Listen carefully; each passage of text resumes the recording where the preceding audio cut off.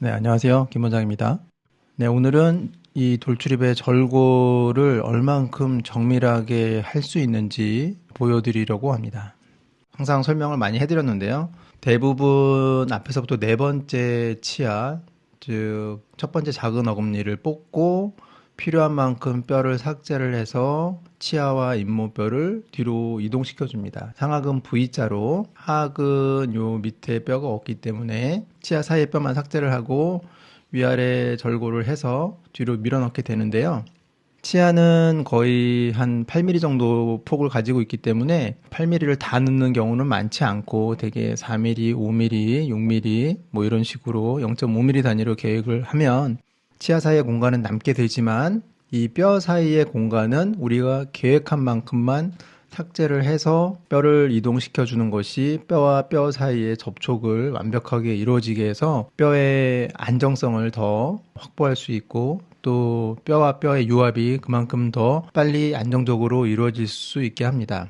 그래서 딱 필요한 만큼만 뼈를 최소한으로 삭제를 하고 또 뼈가 들어갈 수 있을 만큼 충분히 뼈를 삭제해야 되는 두 가지 요건이 맞아야 되는데요. 그렇기 때문에 정확하게 뼈를 절골하는 것이 관건이 되겠습니다. 물론 익숙치 않을 때는 뼈 삭제를 많이 해야 서로 간섭이 생기는 부분 없이 잇몸뼈가 뒤로 잘 들어갈 수 있게 되지만 어느 정도 경험이 쌓이게 되면 딱 필요한 만큼만 뼈를 삭제를 해야 치료 기간을 줄일 수 있고 또 그만큼 안정적으로 뼈가 유합이 될 수 있습니다.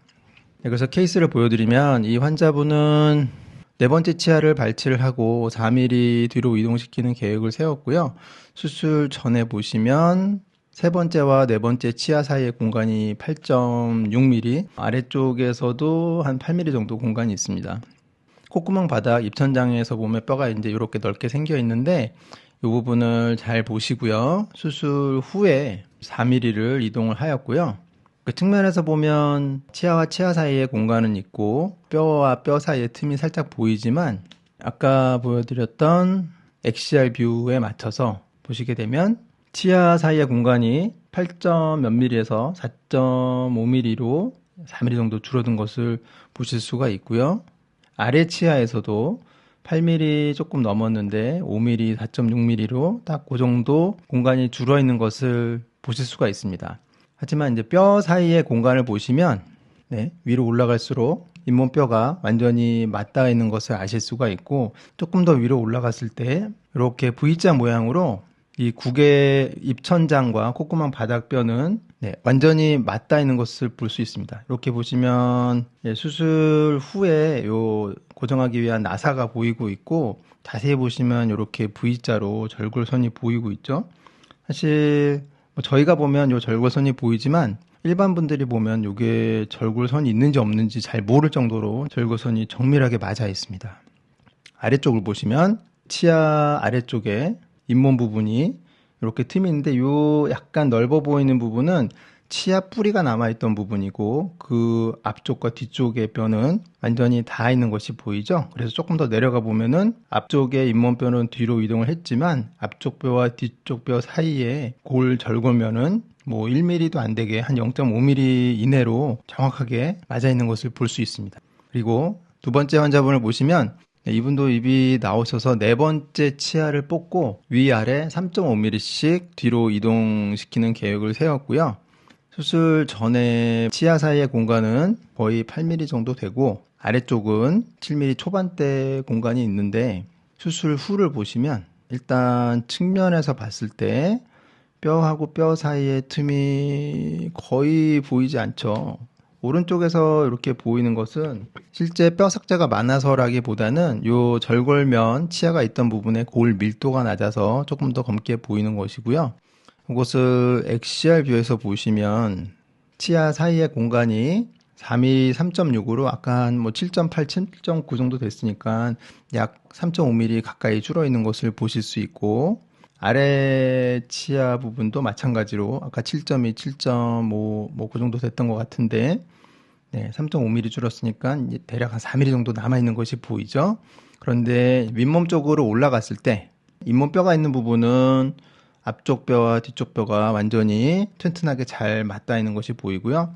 조금 더 위로 올라가서 보면 입천장 뼈에 V자 모양으로 잘린 앞쪽 부분과 뒤쪽 부분이 단차만 보이고 실제 절골선은 잘 보이지 않습니다. 이 절골선이 보이지 않는다는 것은 그만큼 앞쪽과 뒤쪽이 정확하게 맞닿아 있기 때문에 그 절골면이 잘 보이지 않는 것이고요.